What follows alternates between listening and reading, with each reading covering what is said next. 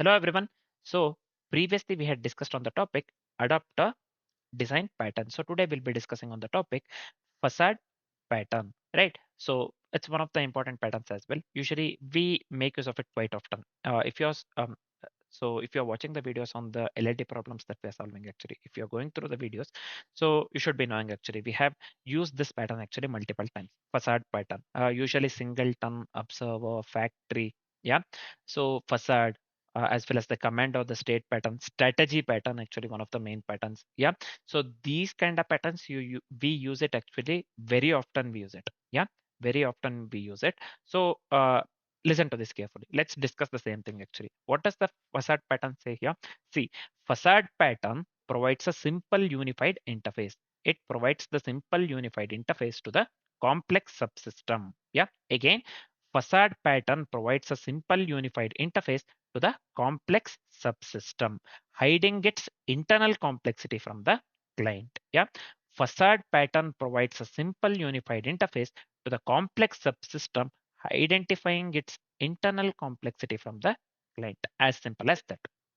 Next, it wraps the multiple complex classes. So let's move on to the explanation part here. What it says here, it wraps multiple complex classes. Yeah, it does wrap the multiple complex classes here behind a single class. Yeah, behind the single class, it wraps the multiple complex classes. Yeah, the client interacts only with the facade. Yeah, so this is very important. Just listen to this carefully.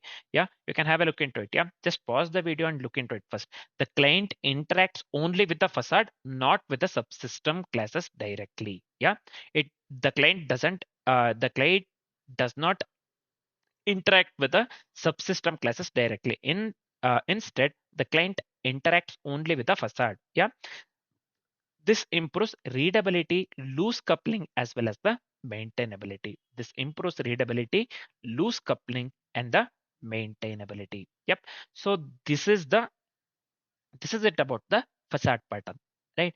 Let's before getting on with this one example part actually, let's do one thing. Let's discuss the generic UML for the facade pattern. Yeah. So if we go through the generic UML, then we'll understand most of the things actually. Then example will be actually you'll understand example within a second actually. Within a fraction of the second, you'll understand the example, whatever the example usage that will be going with. Example code I'm speaking of. Yeah. So let's move on with the generic UML for the facade pattern.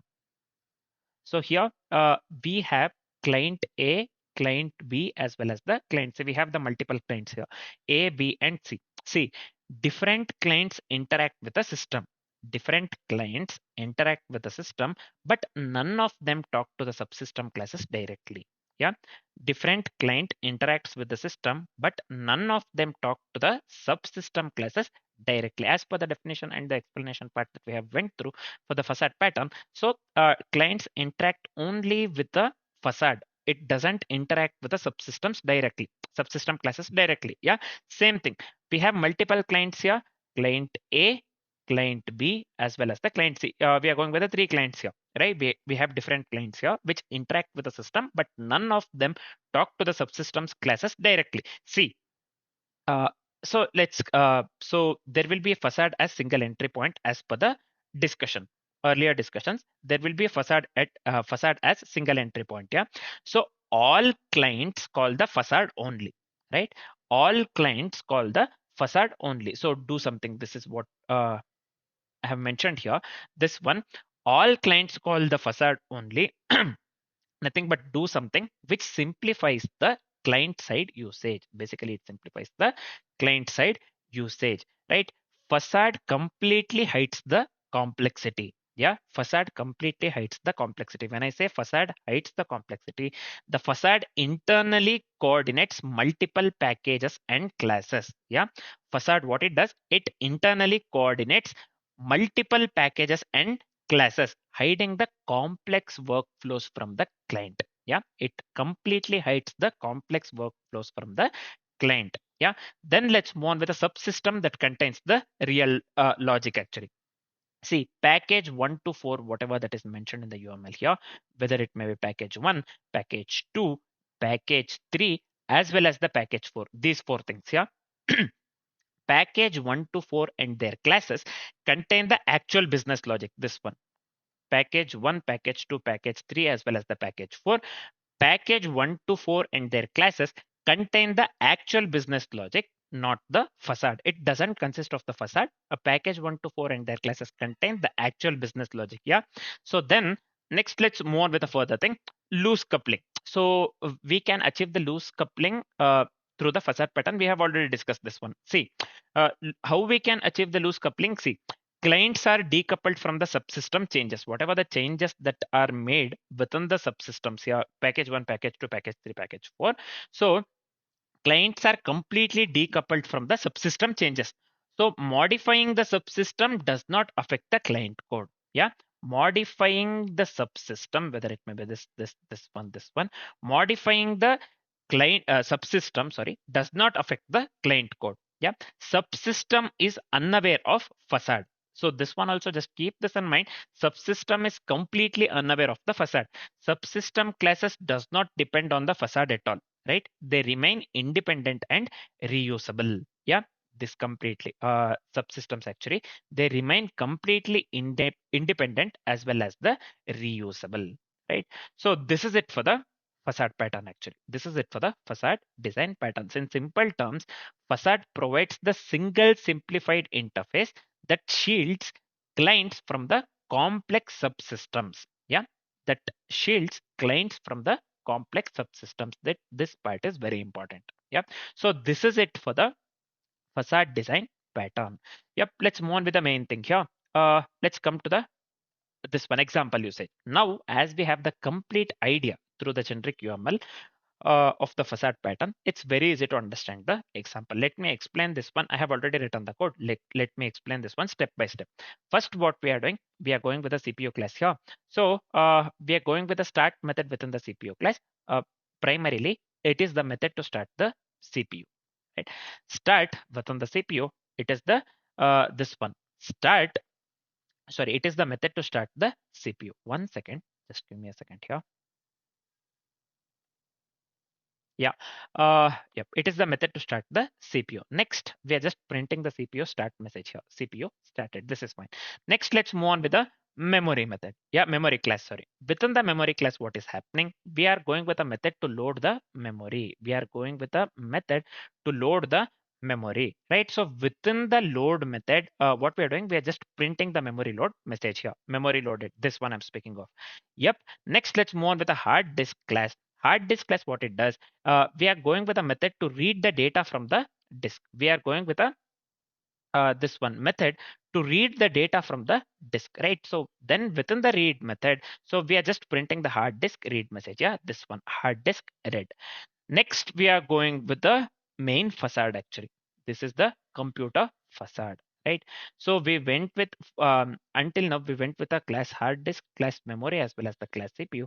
The main, let's go with a facade class, nothing but the computer facade, right? So let's discuss this one correctly. Just give me a second here. Yeah. So this is the facade class actually, computer facade. Yep. So within the facade class, what we are doing, we are just going with the reference to the CPU subsystem, this one. Yeah. Then we are going with the reference to the memory subsystem as well, this one. Then we are just going with the reference to the hard disk, this one, hard disk subsystem as well, hard disk, memory, as well as the CPU, right? So next, we are going with a constructor that initializes all the subsystem objects. Yeah. Constructor this one that initializes all the subsystem objects. See here, CPU, memory, as well as the hard disk. Yep. Next, we are going with a simple method that is exposed to the client, nothing but the start computer in our case, right? Start computer in our case. See, this one I'm speaking of, start computer. So internally, we have to start the CPU that we can do with CPU.start. So internally, we are loading memory that we can do with the memory.load. Internally, we are reading the hard disk that we can do with the help of hard disk.read. Yep. So that's what we are doing here. Then we are going with the client code or the example usage here. So see, we're not doing anything fancy here. So program execute starts here basically, right? Client creates only the facade object, right? Client creates only the facade object here. Right. Next, what we are doing, we are calling, or client calls the single method instance of multiple subsystem, right? So now let me run the code. Let me run the code. See the output that I'm getting here is CPU started, memory loaded, and hard disk read. So what is happening here? Let me explain you the this one execution flow actually, right? So first main calls start computer. Main calls the start computer, right? So one second. Main calls the start computer. This one, yeah. Main calls the start computer. Then Facade handles CPU, memory, hard disk. This one, computer facade. This handles CPU, memory, hard disk. Yep. Then client sees one simple method. Client sees one simple method. Yeah. Subsystem complexity stays completely hidden. So we are getting the output CPU started, memory loaded, as well as the hard disk read, which is absolutely correct accordingly with what we discussed. Yeah. Main calls the start computer, then Facade handles CPU, memory, as well as the hard disk. Then client sees uh, one simple method, subsystem complexity stays completely hidden. So this is the execution flow actually. Yep. So basically, in simple terms, facade pattern simplifies complex subsystems by exposing a single easy to use interface. Single easy to use interface.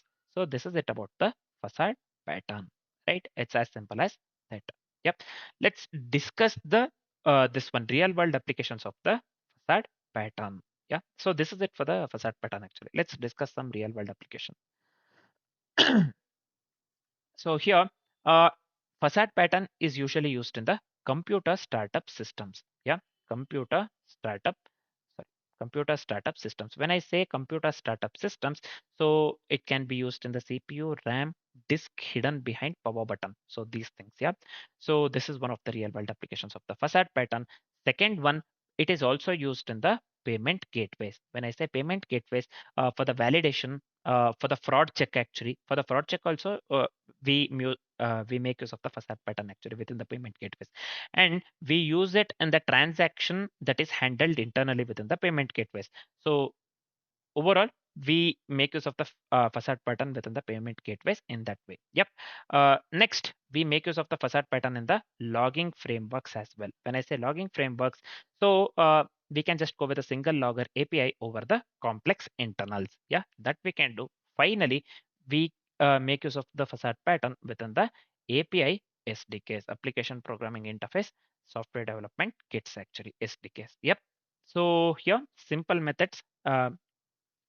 We can just go with the simple methods, hiding the rest of the network complexity. Yeah, hiding the rest of the network complexity. These are some of the real world applications. So these are some of the real world applications. Real world applications of the what? Real world applications of facade pattern. Right. So now, yeah. Let's move on with the final part, nothing but the time and the space complexity. So what would be the time complexity here? The time complexity would lead to big O of 1. The time complexity would lead to big O of 1. So why the time complexity is big O of 1 here? See, facade just calls a fixed number of methods. Facade just calls a fixed number of methods. So overall time complexity would lead to big O of 1. So what would be the space complexity here? Space complexity would lead to big O of 1 as well, because see, only fixed object references are created, right? Only fixed object references are created. So overall space complexity would lead to big of 1 as well. So the time complexity and the space complexity for the code that we have written would lead to big of 1 and big of 1 respectively, right? So this is it for the facade pattern. Next, what we will be doing, we will be discussing about the proxy design pattern, right? So we'll be discussing about the proxy design pattern. For now, this is it. Thanks for watching, guys.